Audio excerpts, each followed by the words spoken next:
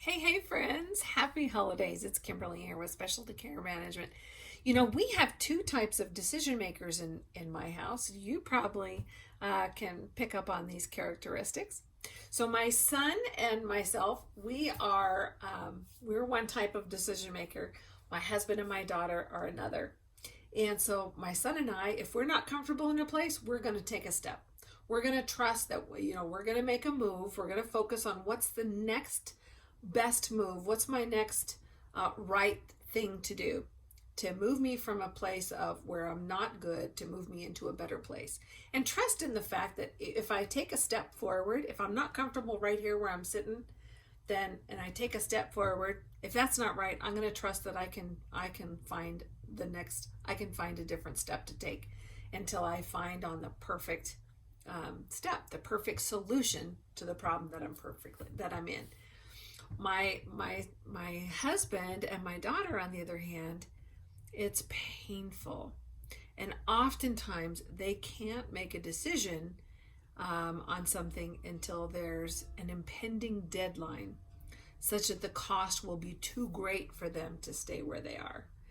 And there's a time and place for that, right? Sometimes a decision is so important. If you make a wrong move, like in a cardiac procedure, you have a surgeon, he makes a wrong move, it costs somebody's life, right? So there's a time and a place for that meticulous, perfectionistic, right? That's really important. Some things aren't that critical, right? Sometimes I can afford to take a step. If it's not the right step, I'm going to hit it in like 2 or 3 steps, whatever. And any move is going to be better than where I am, right? So it's important to be able to distinguish those.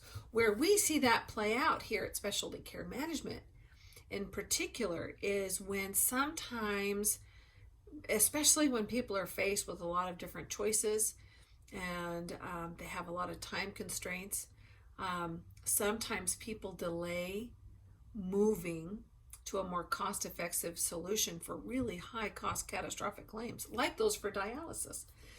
Every month that we see sometimes folks delay putting a solution in place, you can incur a loss, $60,000 to $80,000 a month for choosing to stay where you are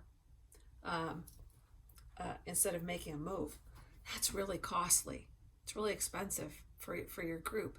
And eventually what happens is your employer partner, your employer group is going to find somebody who can move them off of the hot spot, and then you lose that client. That's a drag, right?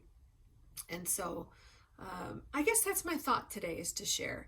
If you're at a place, whether it's your personal life or your business, that's not comfortable, that's not healthy, that's not good for you, it's important for you to take a step. Trust in the process, right? Trust in yourself, trust in your team. I can trust, because of the expertise that of the team that I work with, I can trust that in deciding, okay, I know I need to make a move, what's the best move? I have a whole team I can rely on to help me uncover maybe some blind spots I might have, or what has been the best solution or the best next step for somebody else in a similar situation. You can make improvements maybe quicker than you are. And that can not only be beneficial in terms of your health, your personal health, but also your finances. So recently we watched my daughter, who was faced with a choice. She's chosen to go to a specialty school, School of the Arts. She was really excited about. And it just hasn't been the challenge for her. She's not happy there. It results in many days of a lot of tears have been shed. It's been really hard to watch her go through that. And so for the mom and me having to step back and really just give her the tools and help her understand that I trust that she's going to be able to fix her situation and make this a better situation for herself. And it was hard because it's hard for her to take a step, doesn't know what's going to happen next. And so she delayed that until there was a deadline. Once she made that decision, holy cow, her health is improved. She feels better. She's sleeping better. She's happier. a decision-making process, and having a process in play that you can rely on when it's muddy up here, right? Some criteria for decision-making can really be beneficial when you have an important decision to make and you're not sure, okay, I know I need to take a step, but what's the first and what's the next best thing for me to do? If you take some time to develop a process for that, and a team, a mastermind, whether it's in your personal life or your business life, you have a team to bounce things off of, not people who are struggling with the same things, right? People who have acquired the success that you're looking to achieve are the best people to help you, right?